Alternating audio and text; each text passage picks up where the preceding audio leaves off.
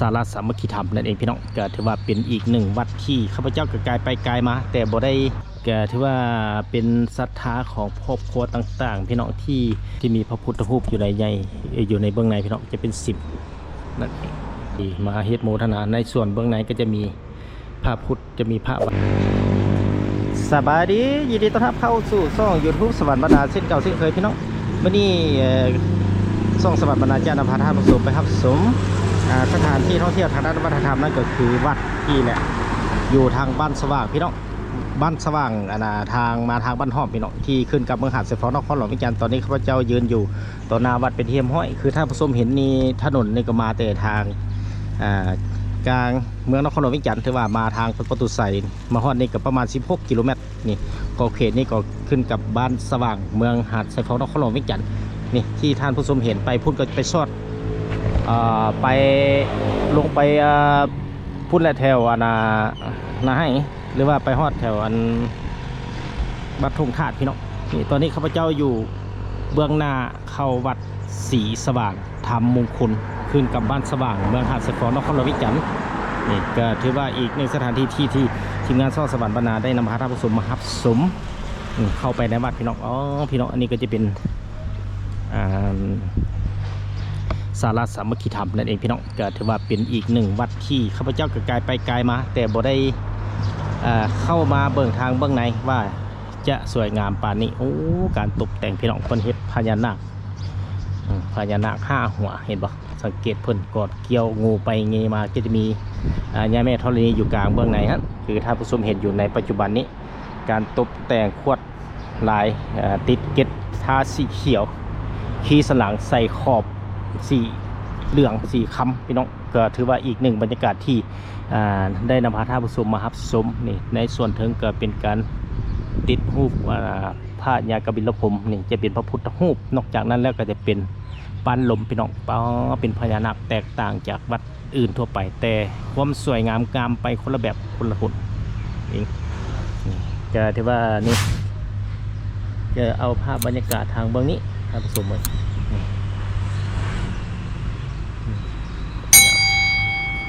ในส่วนพวกนั้นก็จะเป็นพระเจ้าใหญ่ก็จะเป็นพระเจ้าประจำวันเสาร์แหละพี่น้องที่สังเกตมีหัวพญานาค7 หัวที่อยู่ในเบื้องนั้นก็ที่นั่งอยู่ในพญานาคกอดเกี่ยวอยู่ในนั่นเองบัดนี้ก็จะย่างไปใกล้ๆเบื้องพี่น้องต้องขอขอบใจ FC ทางภายในและต่างประเทศที่สนับสนุนซ่องสวรรค์บรรณาด้วยดีเสมอมาเลยท่านผู้ชมเพื่อจะได้รับวิดีโอใหม่ๆมาให้ท่านผู้ชมได้รับชมในตอนต่อไปนั่นเองพี่น้องสาธุพวกเราก็ได้มาเห็นพระพุทธรูปพระเจ้าใหญ่อยู่ในจุดนี้อยู่นี่เด้อพี่น้องอยู่บ้านสว่างขึ้นกับเมืองหาดไซฟอนครหลวงวิจารณ์มาทางบ้านห้อมมาทางวัดทุ่งธาตุพี่น้องแกถือว่าเป็นศรัทธาของครอบครัวต่างๆพี่น้องที่มาเฮ็ดบุญเฮ็ดโมทนาทานแล้วเพิ่นก็จะได้ใส่รายชื่อจำนวนเงินอยู่ในนี้คล้ายๆคือแบบวัดทั่วไปนั่นเองพี่น้องนี่ตัวก็จะเป็นย่าแม่ธรณีว่าเพิ่นจับผมปล่อยไหลน้ำลงมานี่จับผมสาธุข้าก็ได้มาเห็นเบิ่งบุญตาที่จริงก็ไกลไปไกลมาพี่น้องวันนี้ก็บ่ได้เข้ามาเบื้องในสาธุถ้าได้เข้ามาเป็นพระเจ้าใหญ่จะเป็นพระที่มีพญานาค7 หัวอยู่ทางเบื้องถึงสาธุผู้ข้าก็ได้เห็นเกิดที่ว่าเขาก็สามารถมากราบไหว้สักการะบูชาจุดธูปจุดเทียนอยู่ในจุดนี้สังเกตพี่น้องเพิ่นก็มีจุดไว้จุดเทียนจุดธูปเคารพสักการะบูชาซึ่งเป็นความเชื่อของส่วนบุคคลที่ได้เข้าวัดเฮ็ดบุญนั่นเองพี่น้องตัดยาวะ สวยงามว่าพี่น้องนี่ก็จะมีพญานาคนี่เป็นแบบเป็นงูเห่าพี่น้องเห็นไหมค่าเครื่องเป็นพญานาค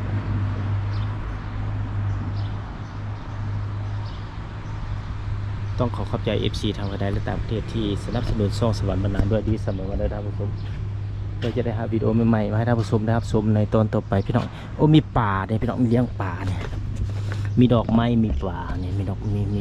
มีปลาลอยอยู่นี่ลอยเด็กๆอยู่เพิ่นเลี้ยงปลาไปนะพี่น้องเลย พอได้สมได้เบิ่งได้แยงให้หัวอาหารของปลาตัวบักใหญ่ท้องปุ้งปุ้งปลาอีสังพี่น้อง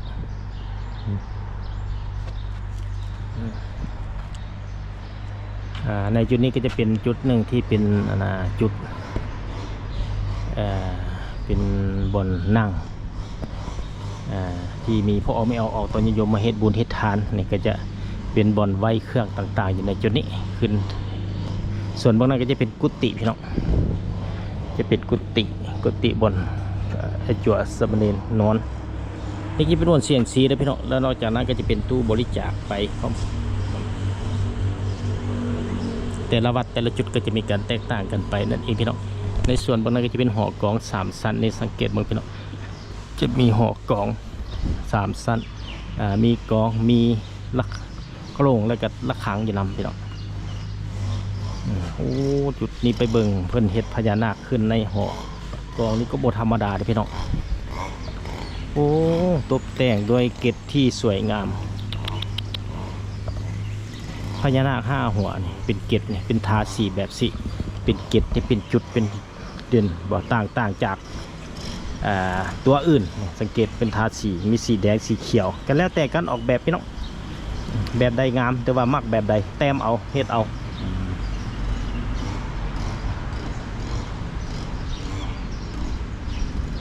บ้านนี้ก็จะย่างไปทางบนนั้น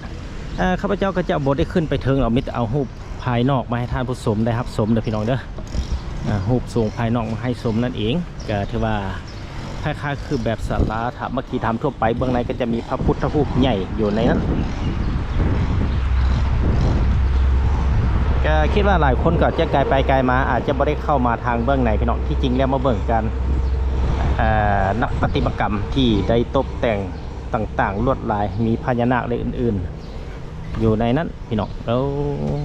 สวยงามในส่วนบางนั้นก็จะเป็นสิมที่มีพระพุทธรูปใหญ่อยู่ในนั้นจะมีสิมพี่น้องมีสิมมีศาลาสามัคคีธรรมนอกจากนั้นก็จะเป็นกุฏิบนครูบาสมณีนอนนั่นเองพญานาค5 หัว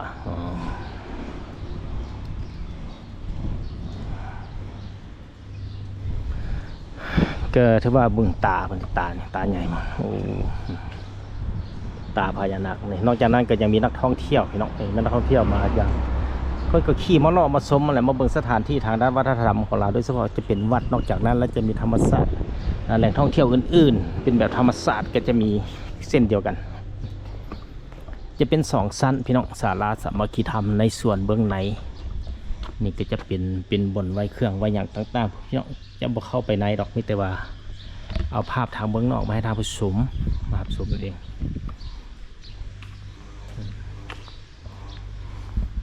นี่ก็จะเป็นสิมที่มีพระพุทธรูปอยู่ในอยู่ในเบื้องในพี่น้องจะเป็นสิมนั่นเองวันนี้ข้าพเจ้าจะย่างอ้อมสิมโค้งมาทางเบื้องนี้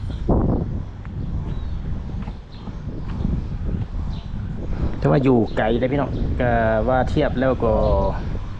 ห่างจากใจกลางนครวิจารณ์คือว่าห่างจากประตูไซมาฮอดนี่ก็ประมาณ16 กิโลเมตรมาตามทางบ้านห้อมมาทางวัดทองธาตุพี่น้องก็จะเห็นเลยเป็น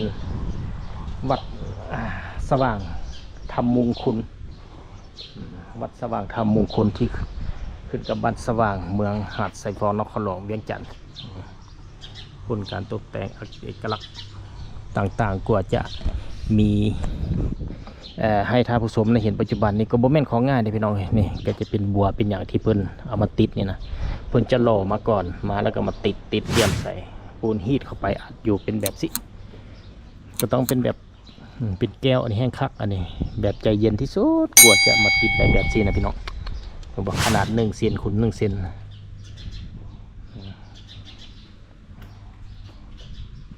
กว่าจะเลี้ยวก็บ่ง่ายพี่น้องได้ใช้เวลาหลายปีพอสมควรนอกจากนั้นก็ได้อิงใส่แหงศรัทธาเพราะออกไม่ออกตนญาติโยมที่เข้ามาเฮ็ดบุญเฮ็ดทานแค่ปัจจัยก็ได้สร้างศาลาวัดไปเทื่อละเล็กเทื่อละน้อยอิงตามแหงศรัทธาพี่น้องก็ถือว่าในแต่ละปีในแต่ละงานบุญต่างๆประมาณนั้น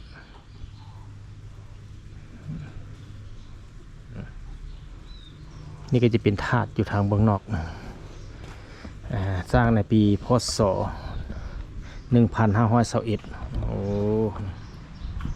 เคยบอกไหมปีพศ2516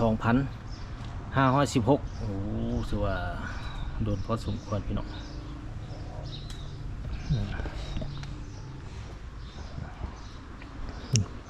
ตอนนี้ก็ได้ย่างมาอ้อมหอบสุดทางเบื้องนอกนี่ก็จะมี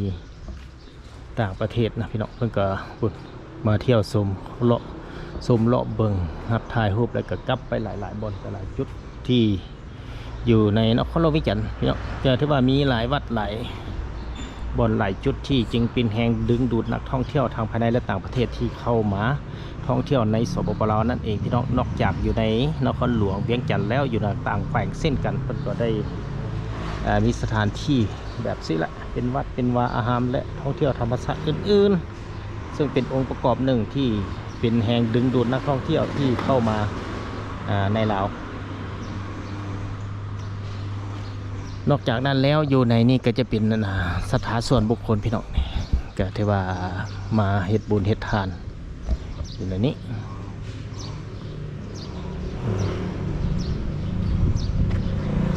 บางทีอยากไปถามไอ้จัวกันไอ้ครูบากันเพิ่นอนุญาตให้ขึ้นถึงบ่ไปใส่ละไอ้จัวเพราะว่าเฮามาตอนโมงสวยๆนี่ก็ส่วนหลายบ่ได้เจอเพิ่นเลยพี่น้องไปใส่ละเมื่อกี้เห็นยืนแวบๆอยู่นี่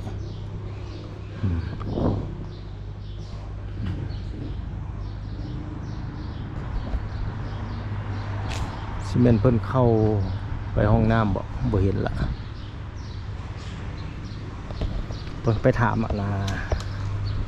ผู้อนามัยก่อนพี่น้องถามผู้อนามัยก่อนจะถามเพิ่นว่าอนุญาตขึ้นไปถึงได้บ่เพิ่นบอกให้ขึ้นเฮาก็บ่ขึ้นว่าได้ยินเสียงเพิ่นตัดยาวตาอยู่ทางหลังวัดสว่างธรรมมงคล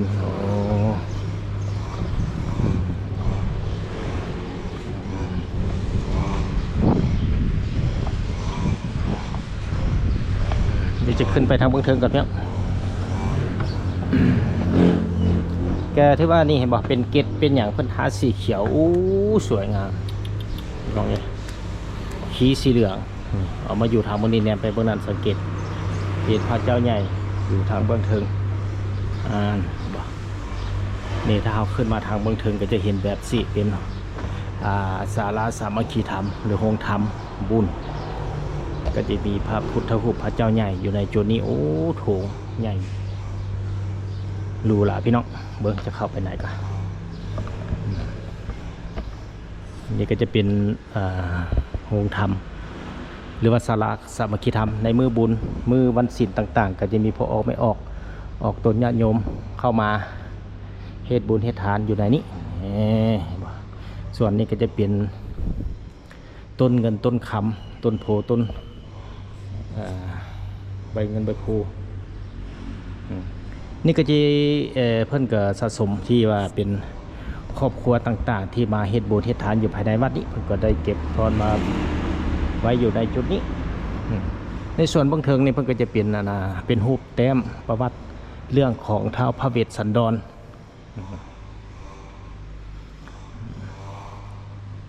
โอ้สวยงามพี่น้องเลย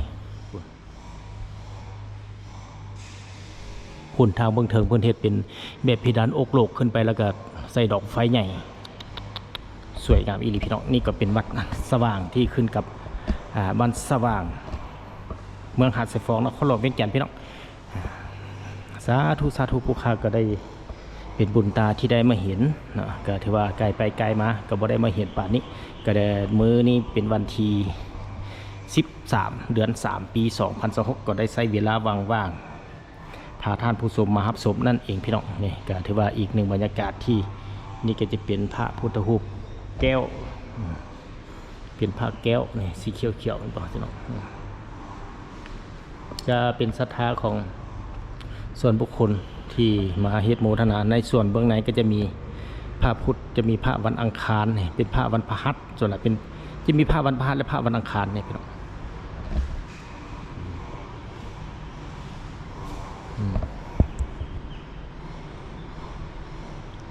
สาธุสาธุพวกข้าก็ได้มาเห็นปิดบุตรตาที่มาเห็นอยู่วัดสว่างขึ้นกับเมืองหาดไซฟอนนครหลวงเวียงจันทร์นะวันนี้ก็ได้ย่างออกไปพี่น้องก็ถือว่าเป็นแบบซีแหละพี่น้องถ้ามาในโมงแบบถ้าเป็นมือบุญมือทานก็จะมีผู้คนมาเต็มเฮ็ดบุญเฮ็ดทานอยู่ในนี้ก็คือแบบวัดทั่วๆไปพี่น้องบางวัดก็จะมีชั้นเดียวแต่วัดสว่างทำมงคลเป็น2ชั้นนั่นเองพี่น้องในส่วนเบื้องเทิงเพิ่งก็มีการตกแต่งแต้มลวดลายต่างๆเนี่ยจะเป็นดอกจันทร์นอกจากนั้นก็จะเป็นนี่เรื่องท้าวพระเวสสันดรนั่นเองในส่วนบางนี้เพิ่งก็เห็นพญานาคกอดเกี่ยวโอ้แนมเข้าไปก็จะเห็นพระพุทธรูปสวยงามอิริพี่น้องก็สามารถเข้ามารับชมรับเบิ่งได้มาสักการะบูชาได้ที่วัดสว่างธรรมมงคลที่ขึ้นกับเมืองหาดไซฟองนครหลวงเวียงจันทร์นั่นเองพี่น้องบ้านนี้จะลงไปทางเบื้องลุ่มเราจะเอาภาพเป็นแบบ360องศามาท่านผู้ชมนะครับชม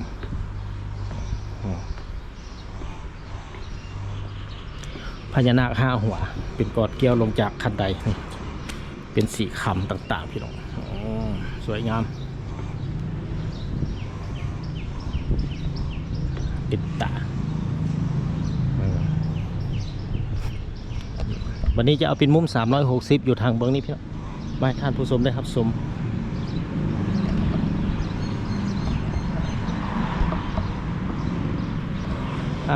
เริ่มจากจุดนี้ก็เป็นทางเข้ามาพี่น้องเห็นแล่นวุ่นวันหันก็เป็น